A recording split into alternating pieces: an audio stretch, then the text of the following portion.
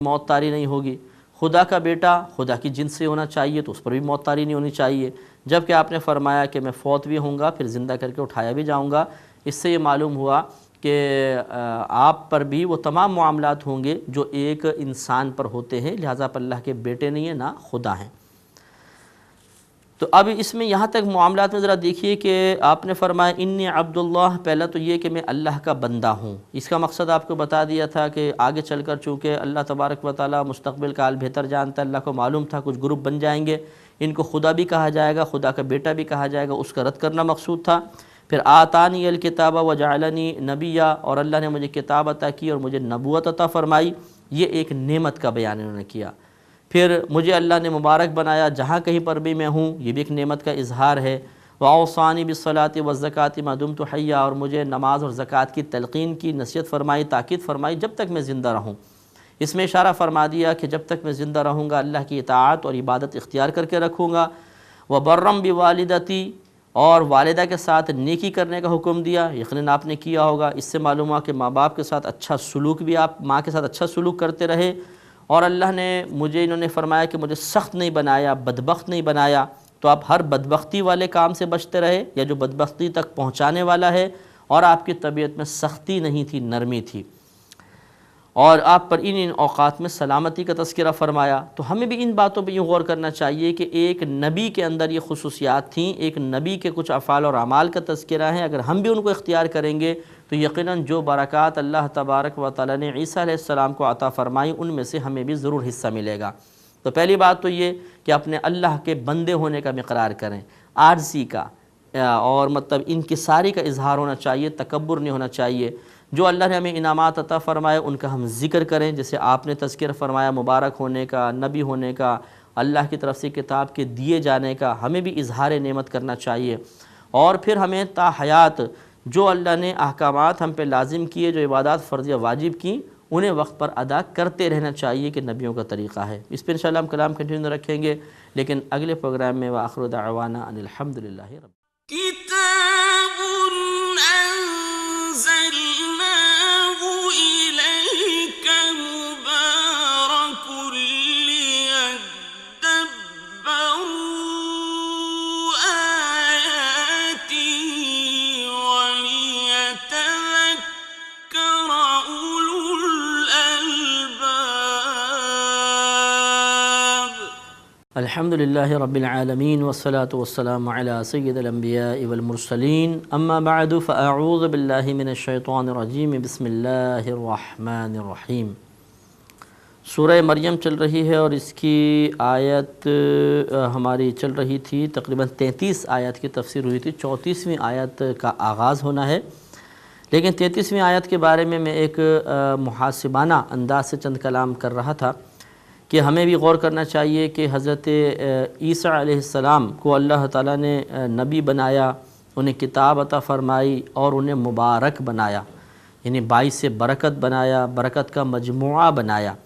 تو اتنے اعلیٰ مراتب جس کو اللہ نے عطا فرمائے، یقینی سی بات ہے کہ اس کو تمام وہ چیزیں عطا فرمائی ہوں گی کہ جو اللہ تعالیٰ کو محبوب ہیں، کہ وہ اپنے مقرب بندوں کو درجہ تقرب تک پہنچانے کے لیے ایسے اسباب مہیا کرتا ہے جو خود اس کو بڑے محبوب ہوتے ہیں، اور پھر انہی کو وسیلہ بنا دیتا ہے اور انسان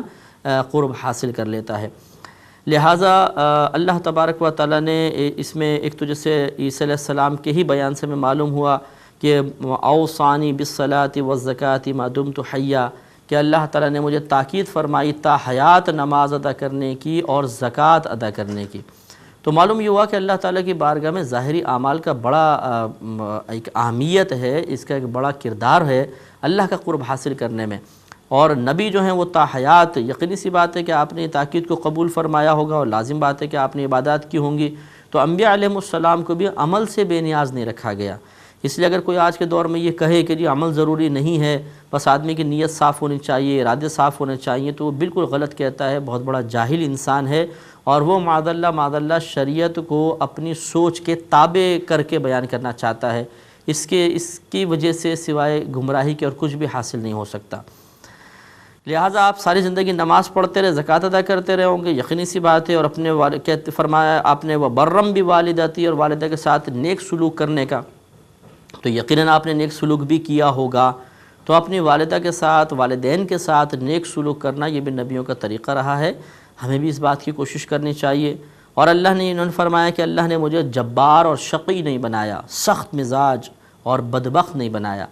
تو اس لیے ہمیں بھی کوشش کرنی چاہیے کہ ایسے ہی تمام اعمال اپنائیں کہ عبادات ادا کریں، نماز، روزہ، حج، زکوٰۃ جو ہم پہ فرض واجب ہے اس کو ادا کریں، اپنے والدین کے ساتھ اچھا سلوک کریں، سخت مزاج نہ ہو بلکہ نرم مزاج بنیں، اور کوئی ایسا فعل اختیار نہ کریں، کوئی ایسا عقیدہ اختیار کر کے نہ رکھیں جو ہمیں آخرت میں بدبختی کی طرف لے جائے۔ تو یہ اگر ہم کام کریں گے انشاءاللہ، ان چیزوں کے اندر احتیاط کریں گے تو ایک نبی کے طریقے پر ہم چلنے میں کامیاب ہو جائیں گے، اور انشاءاللہ عز و جل ہمارا بیڑا پار ہوگا۔ ذالک عیسیٰ ابن مریم، یہ عیسیٰ مریم کا بیٹا ہے، قول الحق، سچی بات، الذی فیہ یمترون، جس میں وہ لوگ شک کرتے ہیں، یعنی جو بعد میں گرو پائے انہوں نے شک کیا کہ شاید یہ اللہ کے بیٹے نہیں ہیں، حالانکہ اللہ تعالیٰ نے یہ اس بات میں شک کیا کہ یہ بی بی مریم کے نہیں بلکہ اللہ کے بیٹے ہیں، اور یہ خدا کے بیٹے، یہ یعنی ایک انسان ہونے میں، ان کے ایک بشر ہونے میں اختلاف کیا، بعضوں نے آپ کو خدا بنا دیا، بعضوں نے خدا کا بیٹا قرار دیا، اور ایک فرقہ ایسا رہا تھا ان لوگوں میں کہ جو آپ کو اللہ کا بندہ ہی تسلیم کرتے تھے اور نبی تسلیم کرتے تھے، وہ حق پر تھا۔ ما کان للہ ان یتخذ من ولد سبحانہ، اللہ تبارک و تعالیٰ کی یہ شان نہیں کہ وہ اپنے لیے کوئی اولاد ٹھہرائے، اولاد بنائے، سبحانہ، اسے اس سے پاکی ہے۔ اذا قضى امرا، وہ جب کسی کام کا فیصلہ فرما لیتا ہے، فانما یقول له، تو وہ محض اس کے لیے کہتا ہے کن، ہو جا، فیکون، تو وہ ہو جاتی ہے۔ یہ پہلے آپ کو بتایا کہ یہاں کن سے مراد لفظ کن کا تلفظ نہیں ہے، بلکہ جب اللہ تعالیٰ کسی کو پیدا فرمانا چاہتا ہے، کسی چیز کو معرض وجود میں لانے کا ارادہ کرتا ہے، تو صرف وہ ارادہ کرتا ہے، فوراً شے معرض وجود میں آ جاتی ہے۔ تو اللہ تبارک و تعالیٰ نے بیان فرمایا کہ کوئی اس کی اولاد نہیں ہے، اولاد کے لیے یقینی سی بات ہے کہ ایک زوجہ کی بھی ضرورت ہے، اور اللہ تعالیٰ ان تمام حوائج سے پاک و صاف ہے۔ وَإِنَّ اللَّهَ رَبِّي وَرَبُّكُمْ فَاعْبُدُوهُ، اور یہ پھر عیسیٰ علیہ السلام کا قول شروع ہوا، اور بے شک اللہ تعالیٰ میرا اور تمہارا رب ہے تو تم اس کی عبادت کرو۔ میرا رب بھی رب ہے، تمہارا بھی رب ہے، اس میں صاف انکار کر دیا کہ میں خدا نہیں ہوں۔ ھذا صراط مستقیم، یہ سیدھا راستہ ہے۔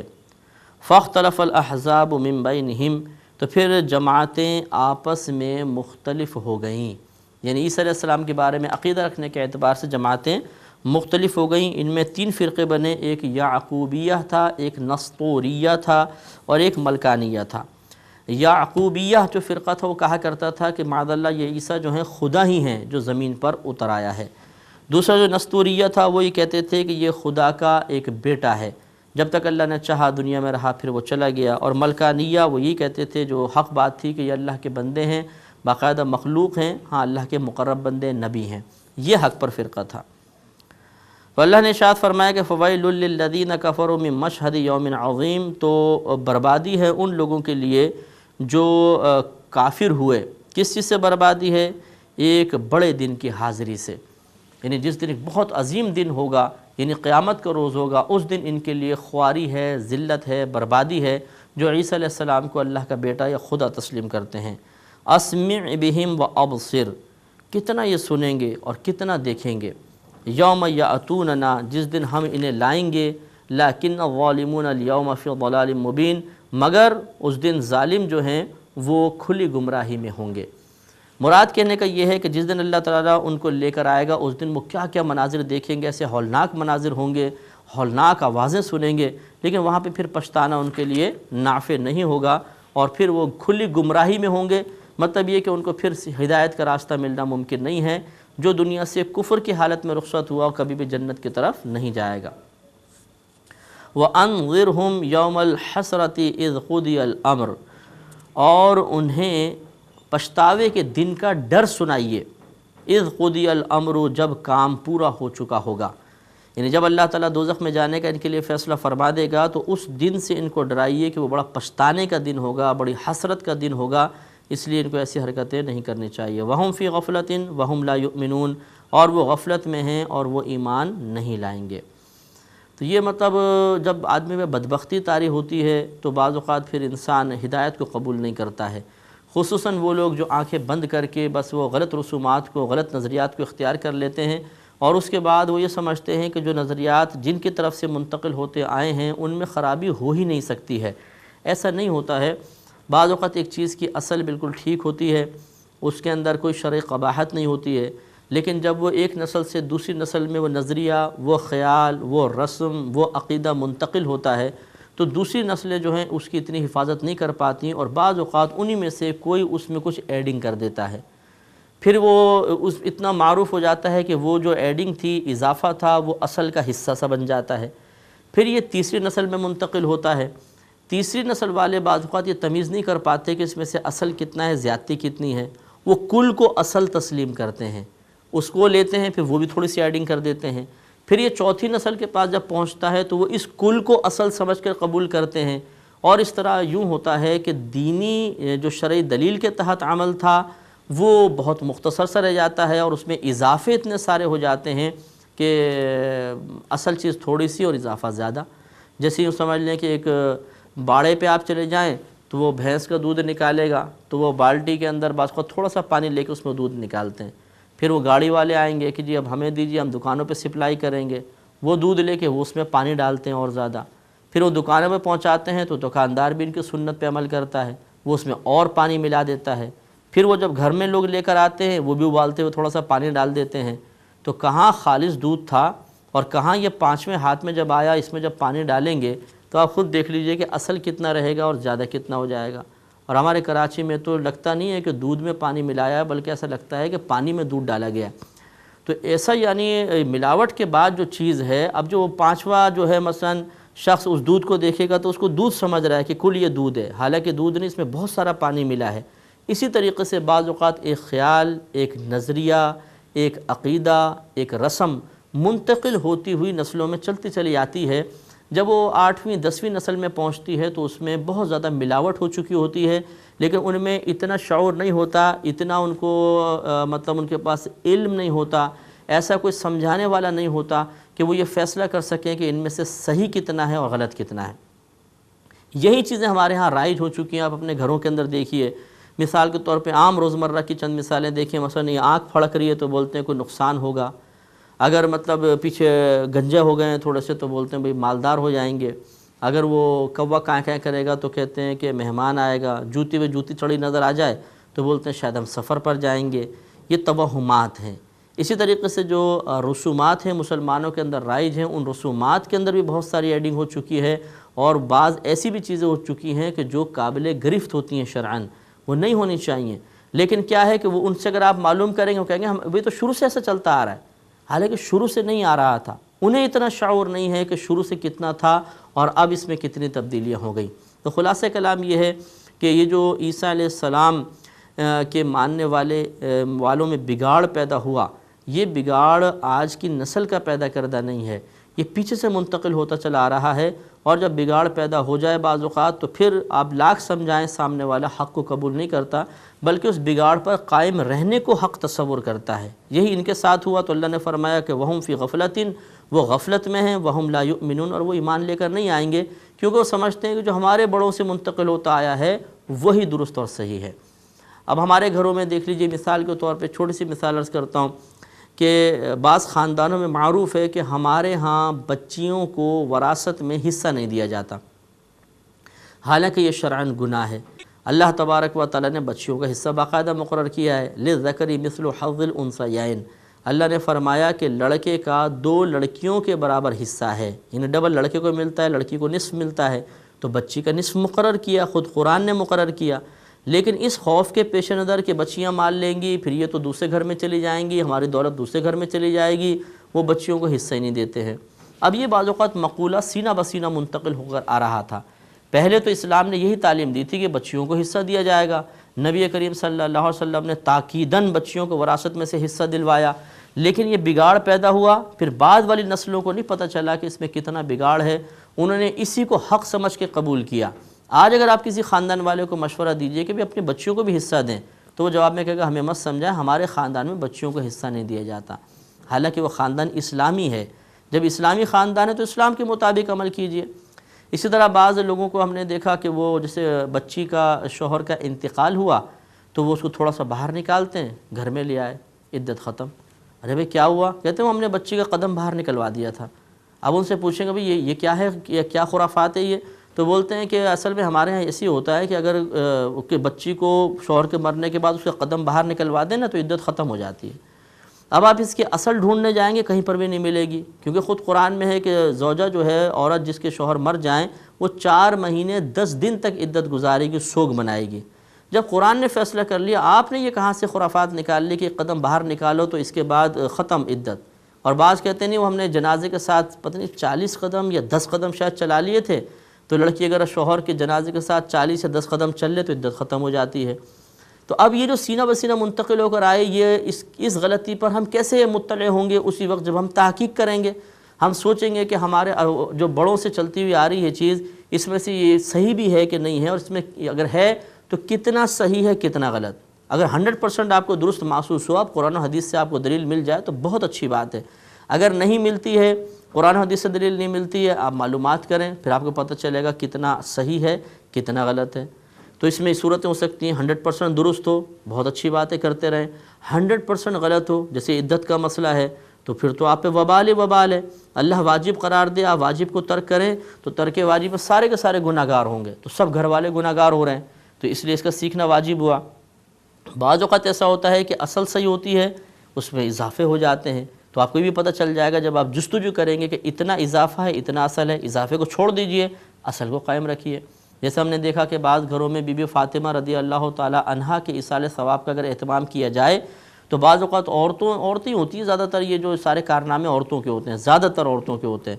تو یہ کہتی ہیں کہ یہ صرف نیاز عورتیں کھائیں گی، مرد نہیں کھائے گا۔ اب یہ کہاں سے آپ نے خرافات نکالی بھائی کہ صرف عورتیں ہی کھائیں گی، مرد نہیں کھا سکتے؟ مرد عورت دونوں کھا سکتے ہیں۔ اگر موانت ہے بالفرض کہ نہیں بی بی فاطمہ کی نیاز عورت ہی کھائے گی، مرد نہیں کھا سکتا، لائیے اس کی دلیل پیش کر دیجئے۔ بھئی کوئی نہ کوئی ثبوت تو ہوگا نا آپ کے پاس، کسی نہ کسی چیز کو بنیاد بنا کر تو آپ کہہ رہے ہوں گے۔ اب آپ کے پاس اس کے سوا اور کوئی دلیل نہیں ہو سکتی ہے کہ ہم نے تو ایسے ہی سنا ہے،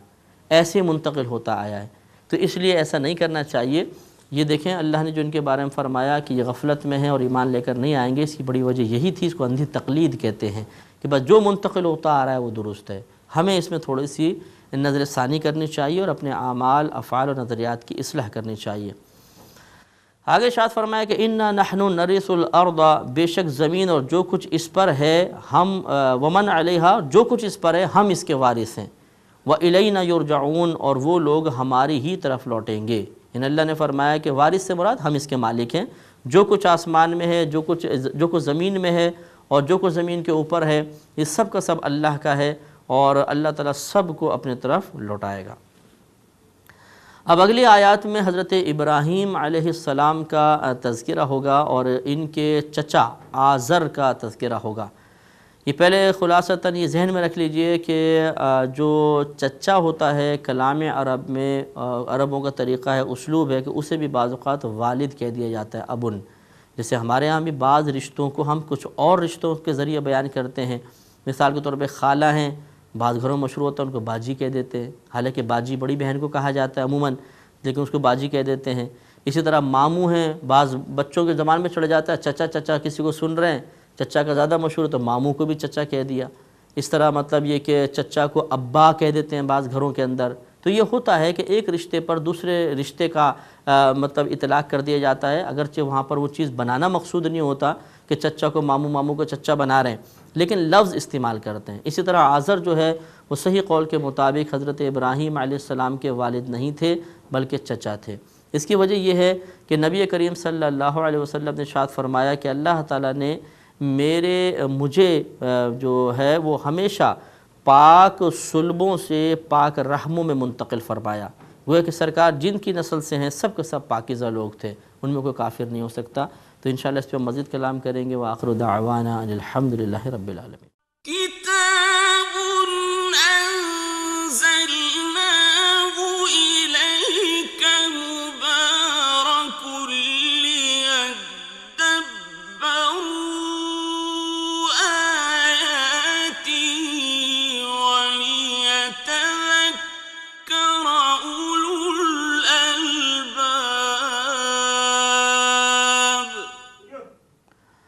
الحمدللہ رب العالمین والصلاة والسلام علی سید الانبیاء والمرسلین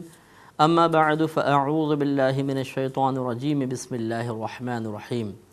سورہ مریم کی 41ویں آیت سے آج انشاءاللہ آغاز ہوگا۔ اللہ تبارک و تعالیٰ نے ارشاد فرمایا کہ وَاذْكُرْ فِي الْكِتَابِ ابراہیم، اور اے حبیب کریم صلی اللہ علیہ وسلم آپ کتاب میں ابراہیم کا ذکر کیجئے یا ابراہیم کو یاد کیجئے۔ مراد یہ ہے کہ جو قرآن عظیم میں ابراہیم علیہ السلام کا واقعہ ہے وہ لوگوں کو سنائیے۔ اِنَّهُ كَانَ صِدِّيقًا نَبِيًّا، بے شک وہ صدیق بھی تھے یعنی سچے تھے، نبیًا اور نبی تھے۔ صدیق اسے کہتے ہیں کہ جو ہمیشہ سچ بولنے والا ہو اور حق کی تصدیق کرنے والا ہو، اور نبی کا لغوی معنی ہوتا ہے غیب کی خبر دینے والا۔ آپ اگر عربی ڈکشنریاں اٹھا کے پڑھیں گے تو لفظ نبی کا لفظی یہ ہے غیب کی خبر دینے والا۔ تو اللہ تبارک و تعالیٰ نے انبیاء علیہ السلام کے لیے جس صفاتی نام کا انتخاب فرمایا، وہ صفاتی نام خود اس بات کا اظہار کر رہا ہے کہ جتنے بھی اللہ کے یہ انبیاء علیہ السلام ہیں ان کے پاس علم غیب باعطائے الہی ہوتا ہے۔ اذ قال لابیہ، یاد کیجئے کہ جب کہا ابراہیم علیہ السلام نے اپنے والد کے لیے، یہ میں آپ کو پچھلے پروگرام میں بھی عرض کر چکا ہوں کہ یہ والد سے مراد چچا ہے، کیونکہ نبی کریم صلی اللہ علیہ وسلم نے ارشاد فرمایا کہ اللہ تعالیٰ نے میرے نور کو ہمیشہ پاک پشتوں سے پاک رحموں میں منتقل فرمایا۔ پاک پشتوں سے یعنی پاک مردوں سے پاک عورتوں کے رحموں میں منتقل ہوتا رہا۔ تو معلوم یہ ہوا کہ آپ جس نسل سے پیدا ہوئے ہیں، ہمارے نبی کریم صلی اللہ علیہ وسلم کے ان جو آباء و اجداد ہیں ان میں کوئی کافر نہیں تھا۔ تو یہ چچا تھا، چچا کو عربوں کے عرف میں باپ بھی کہہ دیا جاتا ہے، اس لیے یہاں مراد ہے۔ اذ قال لابیہ، یاد کرو جب کہا ابراہیم علیہ السلام نے اپنے والد کے لیے، یا اباتی، اے میرے والد، لم تعبد ما لا يسمع ولا يبصر ولا یغنی عنک شیئا، اے میرے والد آپ کیوں عبادت کرتے ہیں اس کی جو نہ سن سکتا ہے، نہ دیکھ سکتا ہے، اور نہ آپ کو کسی شے سے بے نیاز کر سکتا ہے۔ یعنی بتوں کی عبادت آپ نہ کریں۔ وہ بت پرست تھا، قوم بھی بت پرست تھی، تو ابراہیم علیہ السلام نے بڑی آسان دلیل یہ دی، ایک عقل میں سمجھ میں آنے والی، کہ ایک بت جس کو ہم اپنے ہاتھوں سے تراشیں، وہ اپنے معرض وجود میں آنے میں بھی ہمارا محتاج ہو، وہ کیسے ہماری مدد کر سکتا ہے، کیسے ہمیں خطرات سے دور کر سکتا ہے، جو نہ سنتا ہے، نہ دیکھتا ہے، نہ وہ ہمیں بے نیاز کر سکے۔ یا ابتی انی قد جاءنی من العلم ما لم یأتک، اے میرے والد بے شک میرے پاس ایسا علم آیا ہے جو تمہارے پاس نہیں ہے، یعنی اللہ نے مجھے علم عطا فرمایا، حکمت عطا فرمائی، وہ تمام معاملات جو مجھے عطا کیے ہیں وہ ابھی تک تمہارے پاس نہیں ہیں۔ فاتبعنی اہدک صراطا سویا، تو آپ میری اتباع کریں، میں آپ کو سیدھے راستے کی رہنمائی کروں گا، سیدھے راستے کی طرف گائیڈ لائن دوں گا۔ یا ابت لا تعبدی الشیطان، اے میرے والد آپ شیطان کی عبادت نہ کریں۔ شیطان کی عبادت یعنی شیطان جن کاموں کا حکم دیتا ہے ان کاموں کا نہ کریں، جیسے شرک اور کفر وغیرہ۔ ان الشیطان کان للرحمن عصیا، بے شک شیطان اللہ تعالیٰ کا نافرمان ہے۔ تو جو اللہ کا نافرمان ہو اس کی پیروی نہیں کرنی چاہیے۔ اسی طرح جو لوگ گناہوں کے مرتکب ہوتے ہیں، خصوصاً اعلانیہ گناہ کر رہے ہوتے ہیں، ان کی صحبت نہیں اختیار کرنی چاہیے، کیونکہ وہ اللہ کے نافرمان ہیں، اور اللہ تعالیٰ کے نافرمانوں کی صحبت آخرت کے لیے بہت نقصان کا باعث ہوتی ہے۔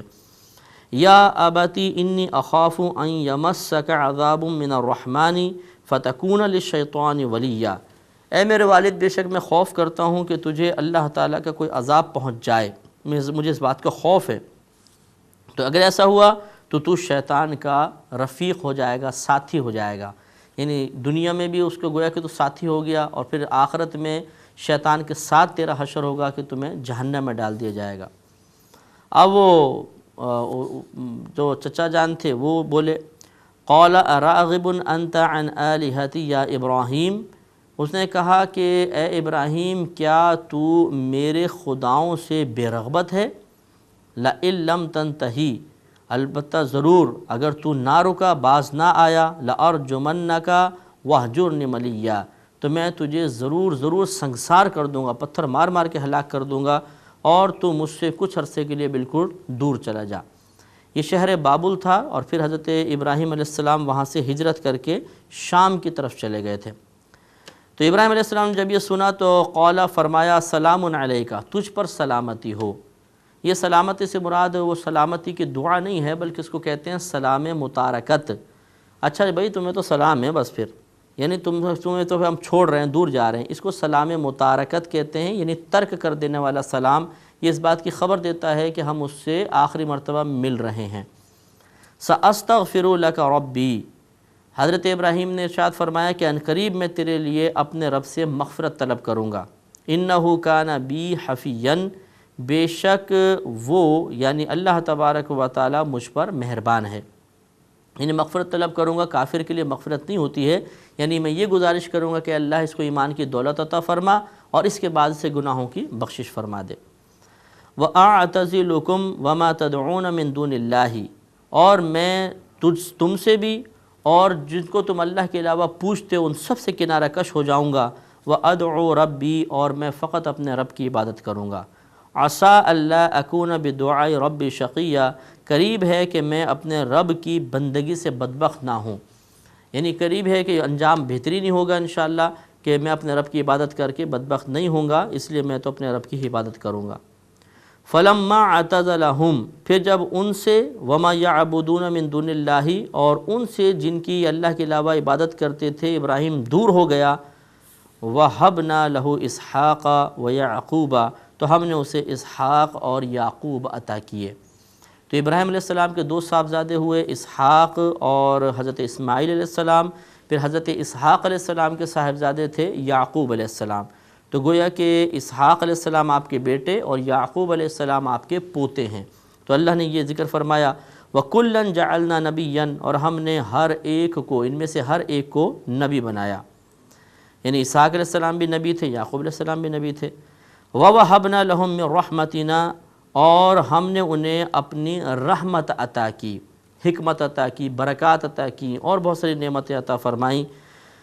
وَجَعَلْنَا لَهُمْ لِسَانَ صِدْقٍ عَلِيًّا، اور ان کے لیے سچی بلند ناوری رکھی، بڑا نام و نمود، سچا نام و نمود رکھا۔ یعنی ابراہیم علیہ السلام کے یہ تذکرہ ہے کہ ہم نے انہیں اپنی طرف سے رحمت عطا فرمائی اور انہیں سچی بلند ناموری عطا فرمائی، ان کا نام بلند کر دیا۔ یہ وجہ ہے کہ کوئی بھی مذہب والا حضرت ابراہیم علیہ السلام کو برا نہیں کہے گا۔ یہود لے لیں، نصارہ لے لیں، اسی طرح کوئی بھی بت پرست قوم لے لیں، سب کے زبان پر ابراہیم علیہ السلام کے لیے تعریفی کلمات ہی ہوں گے۔ وَاذْكُرْ فِي الْكِتَابِ مُوسیٰ، اے حبیب کریم صلی اللہ علیہ وسلم آپ کتاب میں موسیٰ کو یاد کیجئے، یعنی ان کا تذکرہ لوگوں کو سنائیے۔ اِنَّهُ كَانَ مُخْلَصًا وَكَانَ رَسُولًا نَبِيًّا، بے شک وہ مخلص تھا، مخلص اسے کہتے ہیں جس کو چن لیا گیا ہو، جس کا انتخاب کر لیا گیا ہو۔ وَكَانَ رَسُولًا نَبِيًّا، اور وہ رسول نبی تھے۔ وَنَادَيْنَاهُ مِن جَانِبِ طُورِ الْأَيْمَنِ وَقَرَّبْنَاهُ نَجِيًّا، اور ہم نے اسے طور کی دائیں جانب سے پکارا۔ وَقَرَّبْنَاهُ نَجِيًّا، اور اسے اپنا راز بتانے کے لیے، ایک راز کی بات کہنے کے لیے قریب کیا۔ مسئلہ یہ تھا کہ طور یہ ایک پہاڑ کا نام ہے جو مصر اور مدین علاقے کے درمیان پڑتا ہے۔ تو حضرت موسیٰ علیہ السلام ہجرت فرما کر مدین سے مصر کی طرف آ رہے تھے، تو درمیان میں سردی بہت شدید تھی اور آپ کی زوجہ حاملہ تھیں، تو آپ کو آگ کی ضرورت پیش آئی۔ تو دور ایک درخت کے اندر کچھ روشنی سے نظر آئی، تو آپ اس کی طرف گئے کہ شاید یہ آگ ہوگی، اور وہاں گئے تو درخت سے پھر یہ مکالمہ ہوا تھا، یعنی کلام درخت سے یہ آواز آئی۔ وَوَهَبْنَا لَهُ مِن رَحْمَتِنَا، یعنی وہ آواز کا بھی ذکر نہیں ہے، وہ اگلے واقعے میں آئے گا، لیکن یہ کہ آپ اس طرح گئے تھے اور پھر وہاں پر باقاعدہ اللہ تعالیٰ سے ہم کلامی کا شرف بھی حاصل ہوا۔ وَوَهَبْنَا لَهُ مِن رَحْمَتِنَا، اور ہم نے اسے اپنی رحمت سے عطا فرمایا، أَخَاهُ، اس کا بھائی، ہارون نبیًّا، ہارون جو نبی تھے، یعنی ہم نے اپنی رحمت سے اس کو ان کا بھائی ایک ہارون عطا فرمایا، نبی بنایا۔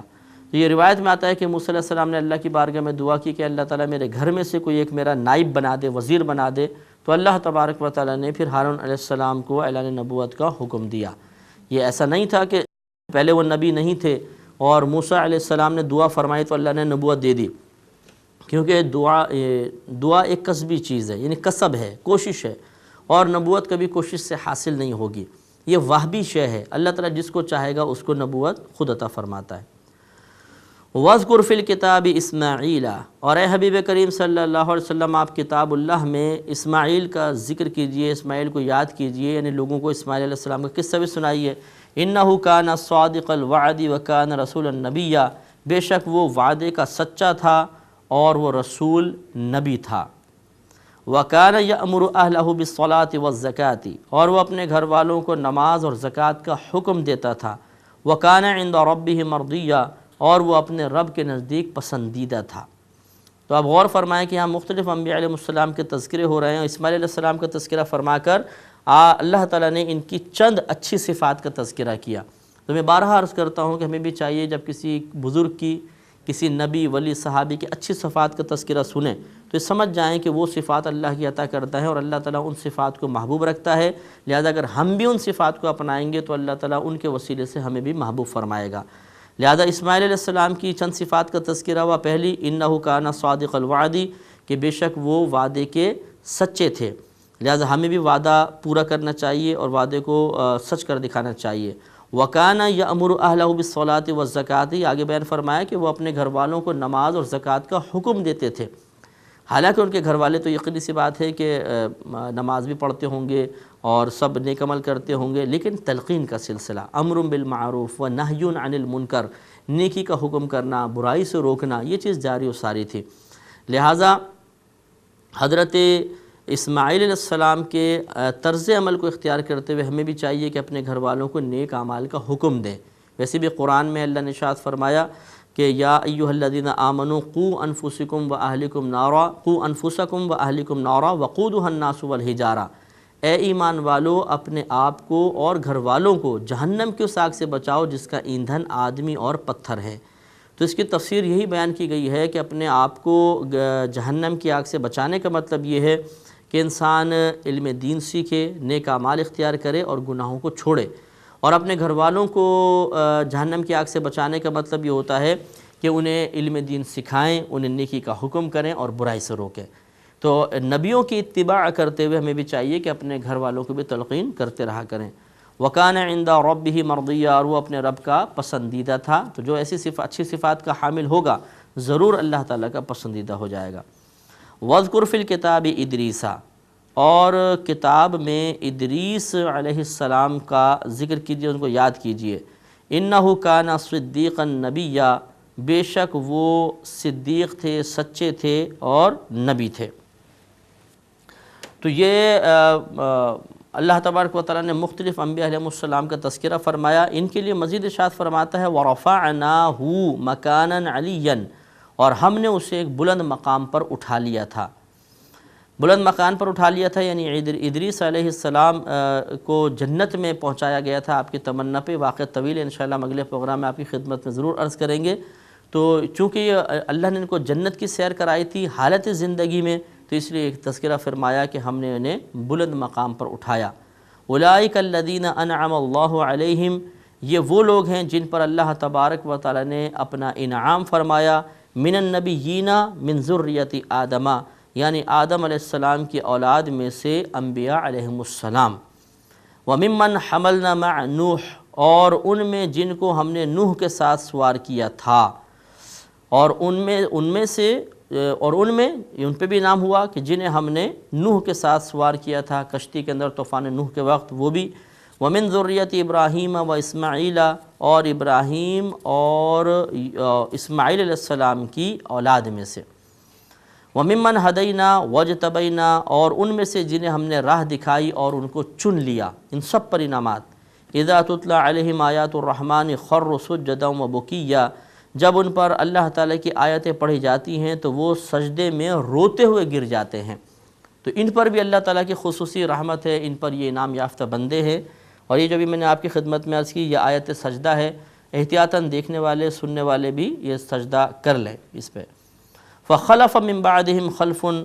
پھر ان کے جانے کے بعد کچھ ناخلف آ گئے، یعنی ان کے نائب بنے لیکن ناخلف برے لوگ ہوئے۔ اضاعوا الصلاۃ، انہوں نے نماز کو ضائع کیا، واتبعوا الشہوات، اور انہوں نے خواہشات کی پیروی کی، فسوف یلقون غیا، تو ان قریب وہ غی سے ملاقات کریں گے۔ یہ ایک جہنم کے وادی کا نام ہے جہاں بہت سخت عذاب ہے، تو ان قریب اس میں ڈالے جائیں گے۔ الا من تاب وآمن وعمل صالحا، مگر وہ جو تائب ہو جائے، پھر ایمان لے کر آئے اور نیک عمل کرے، فاولئک یدخلون الجنہ، تو یہی لوگ جنت میں داخل ہوں گے، ولا یظلمون شیئا، اور ان پر کچھ بھی ظلم نہیں کیا جائے گا۔ تو غور کریں کہ یہ تو اچھے لوگوں کا تذکرہ تھا کہ اللہ تعالیٰ نے انعام فرمایا انبیاء علیہ السلام پر، ان لوگوں پر جو نوح علیہ السلام کے ساتھ کشتی میں سوار ہوئے تھے، ابراہیم علیہ السلام اور اسماعیل علیہ السلام کی اولاد پر، ان لوگوں کو جن کو اللہ تبارک و تعالیٰ نے ہدایت عطا فرمائی اور اپنے قرب کے لیے چن لیا، اور ان کی علامت یہ ہے کہ جب ان پر آیات تلاوت کی جاتی ہیں تو سجدے میں گر جاتے ہیں، روتے ہوئے آنسو بہاتے ہیں باقاعدہ۔ یہ سب اللہ کے نام یافتہ بندے ہیں، تو یہی ہمیں بھی ان کے قریب رہنا چاہیے اور ان کی اچھی صفات کو اپنانا چاہیے۔ اگر ایسا نہیں ہوگا، ہم نے بدلا، تو پھر ہم ہو سکتا ہے معاذ اللہ اس گروپ میں داخل ہو جائیں کہ فخلف من بعدہ خلف، ان کے بعد کچھ ناخلف ان کے نائب بن گئے جنہوں نے نمازوں کو ضائع کیا اور اپنی خواہشات کی، بری خواہشات کی پیروی کی، تو ان قریب وہ جہنم کے وادی غی سے ملیں گے۔ تو اس لیے یہ معلوم یہ ہوا کہ جو نمازوں کو ضائع کرے، نمازیں نہ پڑھے اور اپنے نفسانی خواہشات کی پیروی کرے، تو وہ جہنم میں جا سکتا ہے۔ اس لیے ہمیں بھی کوشش کرنی چاہیے کہ نمازوں کی پابندی رکھیں اور نیک اعمال کریں۔ لیکن یہ جو جہنم میں داخلہ بیان فرمایا، انہی لوگوں کا جو توبہ کیے بغیر مر جائیں، اسی لیے استثناء فرماتے ہوئے فرمایا مگر وہ جو تائب ہو جائے، ایمان لائے، نیک عمل کرے، تو یہ لوگ جنت میں داخل ہوں گے۔ تو یہاں پر بھی دیکھیں 3 چیزوں کا تذکرہ ہے، توبہ، ایمان، عمل صالح۔ اسی لیے بعضوں نے کہا کہ اگر کوئی کافر مسلمان ہو تو اسے 3 کام کرنے ہوں گے۔ ایک، توبہ کرے گا۔ توبہ کا مطلب یہ ہے کہ جن عقائد کو وہ اختیار کیے ہوئے تھا، ان عقائد کو وہ غلط کہے۔ اگر وہ کہتا نہیں وہ عقائد تو درست ہی تھے، لیکن چلو میں مسلمان ہو جاتا ہوں، اس کا یہ ایمان معتبر نہیں ہے۔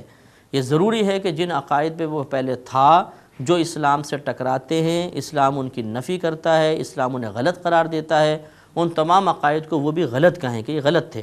اس کے بعد وہ آمنا، پھر وہ ایمان لے کر آئیں، کلمہ پڑھیں، اور جن چیزوں کا یقین رکھنے کا شریعت نے حکم دیا، جن کے اوپر عدم یقین ہمیں کفر تک پہنچا سکتا ہے، ان پر پھر وہ یقین رکھے، وہ عامل صالحا، اور نیک عمل کرے۔ پھر اس کے بعد نیک اعمال کرتا رہے۔ جب یہ کام ہو جائے گا فاولئک یدخلون الجنہ، تو یہ لوگ جنت میں داخل ہوں گے اور ان پر بالکل کوئی بھی ظلم وغیرہ نہیں ہوگا۔ انشاءاللہ ادریس علیہ السلام کا جو قصہ ہے وہ اگلے پروگرام میں بالتفصیل بھی خدمت میں عرض کروں گا۔ وآخر دعوانا ان الحمدللہ رب العالمین۔ كتاب أنزلناه إليك مبارك ليدبروا آياته وليتذكر أولو الألباب۔ الحمدللہ رب العالمین والصلاة والسلام علی سید الانبیاء والمرسلین، اما بعد فاعوذ باللہ من الشیطان الرجیم، بسم اللہ الرحمن الرحیم۔ سورہ مریم کی تفسیر چل رہی تھی اور تقریباً 60 آیات کی تفسیر مکمل ہوئی تھی۔ اللہ تبارک و تعالیٰ نے 60ویں آیت میں ان لوگوں کا تذکرہ فرمایا تھا کہ جنہوں نے توبہ کی، ایمان لانے کی سعادت حاصل کی، نیک اعمال کیے، ان کو کیا انعام ملے گا۔ تو پچھلی 60ویں آیت جو ہم نے پڑھی تھی وہ اس میں اللہ نے فرمایا تھا کہ الا من تاب و آمن و عمل صالحا،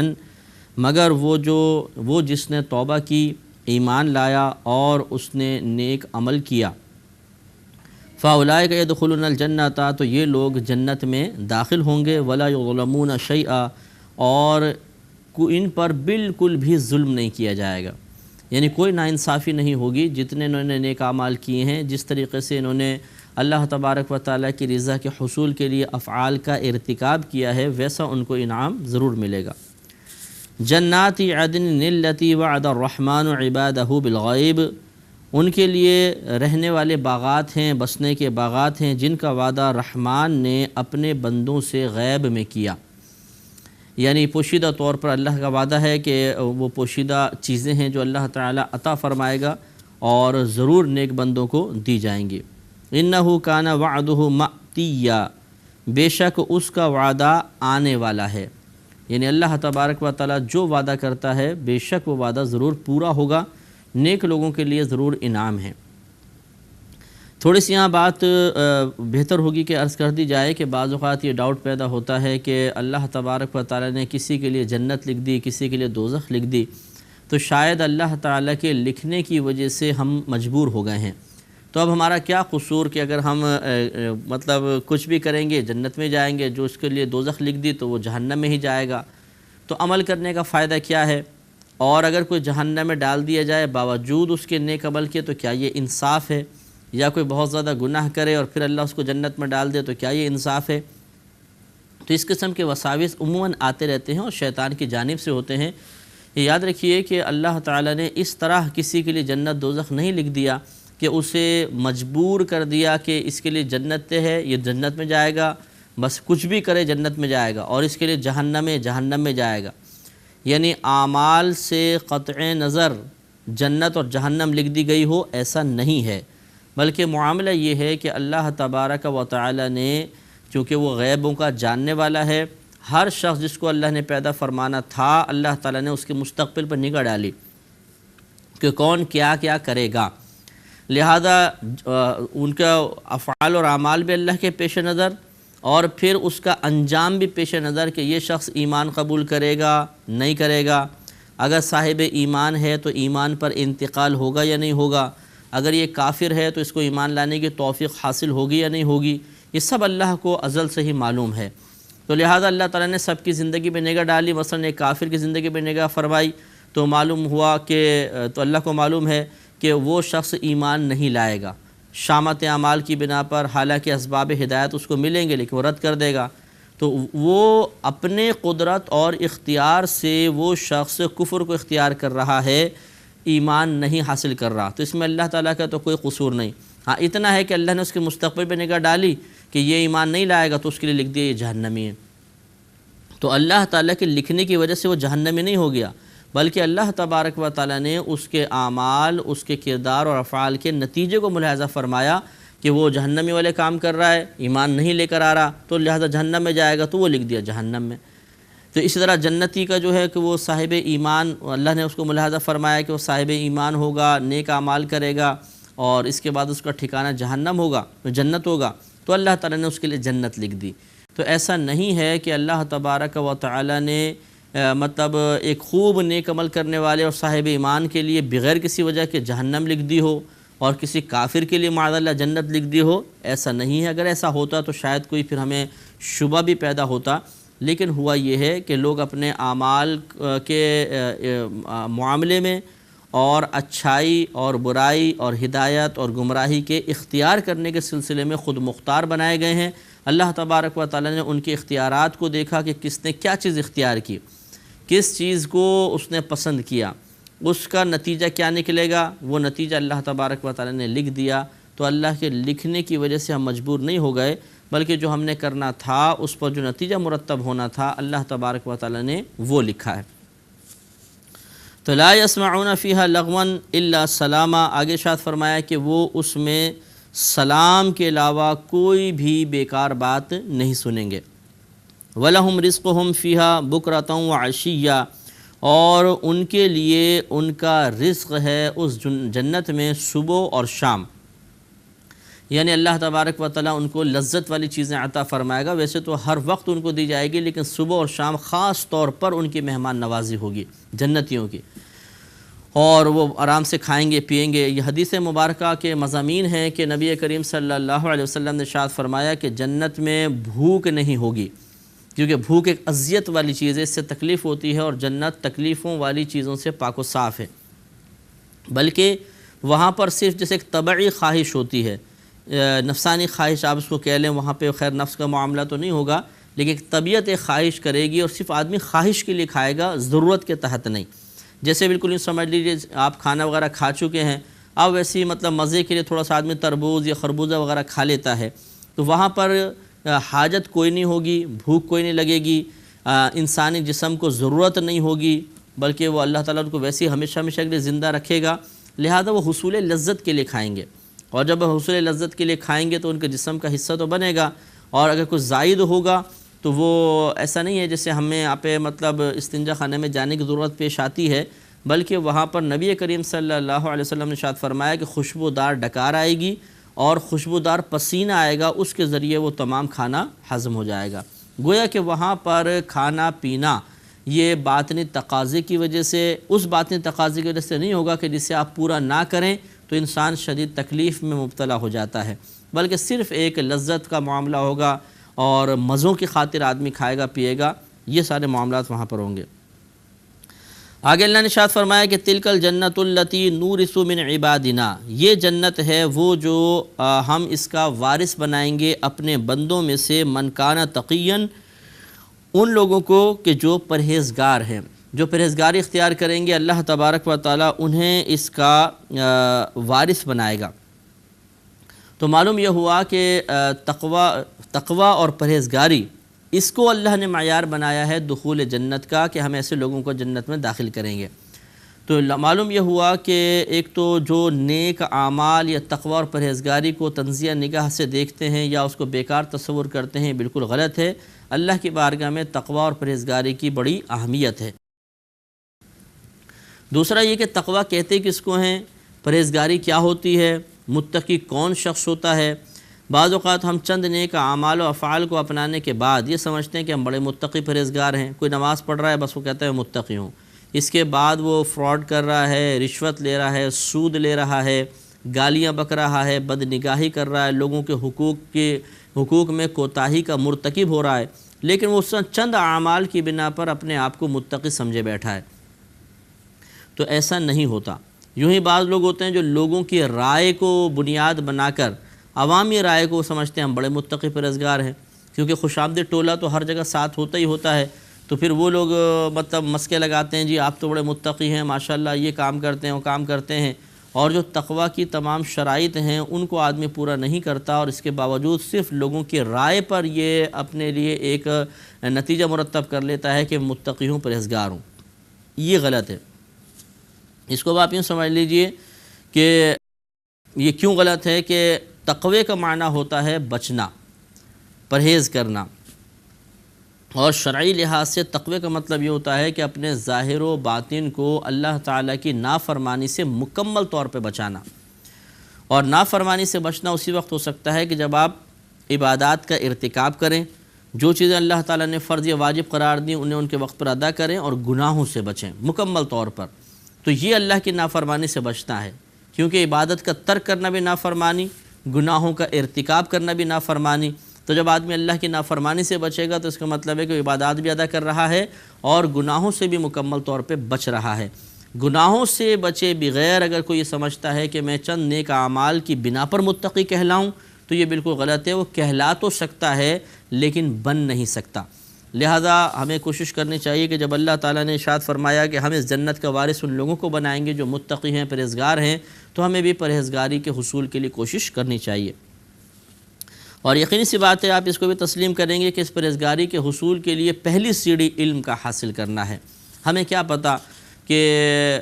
کون سی عبادت کس طریقے سے ادا کرنی ہے، کون سا معاملہ لوگوں کے درمیان جو ہوتے ہیں خرید و فروخت کا، اجارے وغیرہ کا، اور رشتہ داریوں کے معاملات، یہ شریعت ان کے بارے میں کیا حکم دیتی ہے۔ اسی طرح گناہوں کی مکمل معرفت چاہیے کہ غیبت کسے کہتے ہیں، چغلی کیا ہے، جھوٹ کیا ہے۔ اسی طرح باطنی امراض کہ بخل، ریاکاری، بدگمانی وغیرہ کیا چیزیں ہیں، تاکہ اس علم کی برکت سے ہم گناہ اور نیکی کو پہچان سکیں،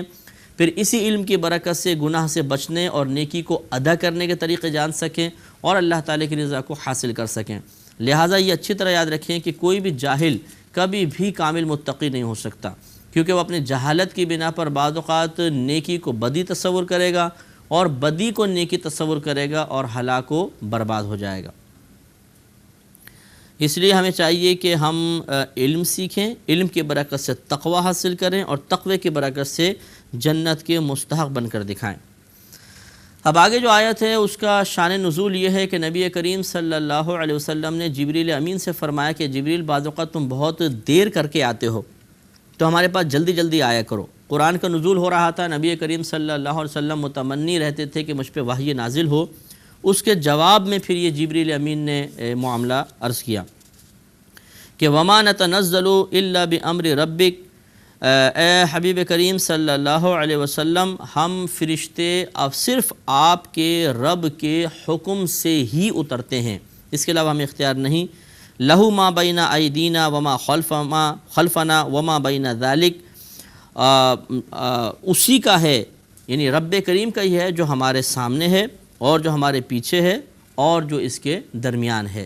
یعنی گویا کہ اللہ تبارک و تعالیٰ اپنی مرضی کا مکمل طور پہ مالک ہے، کوئی اس کی مرضی کے خلاف نہیں کر سکتا، اور فرشتے مکمل اللہ تعالیٰ کی فرما برداری کرتے ہیں۔ وما کان ربک نسیا، اور آپ کا رب بھولنے والا نہیں ہے، یعنی ایسا نہیں ہوتا معاذ اللہ کہ ہماری تاخیر اس وجہ سے ہوتی ہے کہ اللہ تبارک و تعالیٰ یہ بھول جاتا ہے کہ میں نے وحی بھیجنی ہے، بلکہ اس کی توجہ ہر جانب ہوتی ہے، اس کی توجہ کبھی کسی کی طرف سے منقطع نہیں ہوتی ہے، وہ کبھی غافل نہیں ہوتا، سوتا نہیں ہے، اسے کھانے پینے کی حاجت نہیں ہے اور طبعی ضروریات نہیں ہے کہ ان میں مشغولیت عدم توجہ ہی کا سبب بن جائے، لہذا ہمارا تاخیر سے آنا یہ اللہ کی ہزارہ حکمتوں پر مشتمل ہوتا ہے، اور آپ کا رب بھولنے والا نہیں ہے۔ رب السماوات والارض وما بینہما، آسمانوں اور زمین اور جو کچھ ان کے بیچ میں ہے ان کا رب ہے۔ فاعبدہ، تو آپ اس کی عبادت کیجئے، واصطبر لعبادتہ، اور اس کی عبادت پر ثابت قدم رہیے۔ هل تعلم له سمیا، کیا اس کے نام کا دوسرا کوئی آپ جانتے ہیں؟ یہ اصل میں جتنا خطاب آخر کا کہ فاعبدہ واصطبر لعبادتہ هل تعلم ما له سمیا، یہ ایک عام مخاطب، جیسے میں نے آپ کو بتایا تھا کہ قرآن پاک کے اول مخاطب تو ہمارے نبی کریم صلی اللہ علیہ وسلم ہوتے ہیں، یعنی جہاں واحد مذکر حاضر کا صیغہ ہوتا ہے تو اس سے مراد ہمارے نبی کی ذات پاک ہوتی ہے، لیکن بعض اوقات ایک بظاہر ایسا لگتا ہے کسی حاضر شخص سے کلام ہو رہا ہے، لیکن یہ بلاغت کا اسلوب ہے کہ بعض اوقات اس کے ظاہر کو نظر انداز کر دیا جاتا ہے اور کوئی بھی سننے والا مراد ہوتا ہے۔ آج تک کسی کافر کے ذہن میں یہ خیال نہیں آیا کہ وہ اپنے کسی بت کا نام اللہ رکھ دے۔ اللہ تعالیٰ نے یہ نام اپنے ساتھ خاص رکھا ہے، کسی انسان کا نام اللہ نہیں ہے، کسی مخلوق کا نام، کسی بت وغیرہ کا نام اللہ نہیں ہوتا۔ ہاں ویسے مطلب عبداللہ جیسے رکھ دیتے ہیں تو وہ اصل میں اللہ نام نہیں ہوتا بلکہ اللہ کا بندہ یہ مراد ہوتا ہے، تو اس لیے لفظ خاص اللہ کسی اور کا نام نہیں ہے، یہ صرف اللہ تعالیٰ کے ساتھ خاص ہے۔ وَيَقُولُ الْإِنسَانُ أَإِذَا مَا مِتُّ لَسَوْفَ أُخْرَجُ حَيًّا، اور انسان یہ کہتا ہے کہ جب میں مر جاؤں گا تو کیا ضرور ان قریب میں زندہ کر کے اٹھایا جاؤں گا، مجھے زندہ نکالا جائے گا، کیسا ہوگا؟ یہ ولید بن مغیرہ وغیرہ کافر جو تھے یہ مطلب تعجب کے ساتھ نبی کریم صلی اللہ علیہ وسلم کے